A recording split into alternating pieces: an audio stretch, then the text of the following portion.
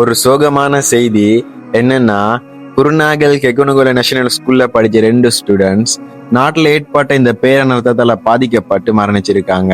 இன்னா லில்லாஹி வ இன்னா இலைஹி ராஜிஊன். நான் ஒரு டாக்டர் ஆகணும் அப்படிங்கிற ஒரு கனவோட பயோஸ்ட்ரீம்ல படிச்ச மஹதியா மரியம் அப்படிங்கிற ஒரு ஸ்டூடெண்ட் தன்னுடைய A-level எக்ஸாம சக்சஸ்ஃபுல்லா கம்ப்ளீட் பண்ணிட்டு உறவுகளை தேடி வீடு சென்ற நிலையில நாட்டுல ஏற்பட்ட இந்த பேரனர்த்தத்தால பாதிக்கப்பட்டு மண்ணுக்குள்ள புதை உண்டு குடும்பத்தோட மரணிச்சிருக்காங்க. அதே மாதிரி கிரேட் 9ல படிச்சுக்கிட்டு இருந்த உதா அப்படிங்கிற ஸ்டூடெண்ட் ஹாஸ்டல்ல லீவு கொடுத்ததுனால தன்னுடைய குடும்பத்தை பாக்குறதுக்காக வேண்டி வீட்டுக்கு சென்ற நிலையில தன்னுடைய குடும்பத்தோட சேர்ந்து 11 பேர் மண்ணுக்குள்ள புதையுண்டு மரணிச்சிருக்காங்க. அதே மாதிரி இந்த பேர் அனர்த்தத்தினால எத்தனையோ பேர் உயிரிழந்திருக்காங்க. ஒரு கிராமமே மண்ணுக்குள்ள புதையுண்டு அதுல இருந்த அத்தனை பேருமே உயிரிழந்திருக்காங்க.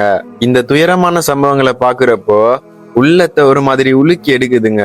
அவங்களுக்காக வேண்டி நம்மளால செய்ய முடிஞ்ச ஒண்ணுதான் அவங்களுக்காக வேண்டி நம்ம துவா கேட்கிறது. யா அல்லாஹ், யாரெல்லாம் இந்த பேரனர்த்தத்தினால் பாதிக்கப்பட்டு மரணித்தார்களோ அவர்கள் அத்தனை பேருடைய பாவங்களையும் மன்னித்து அவர்களுக்கு ஜன்னத்துல் ஃபிர்தௌஸ் அப்படிங்கிற மேலான சுவர்க்கத்தை வழங்குவாயாக.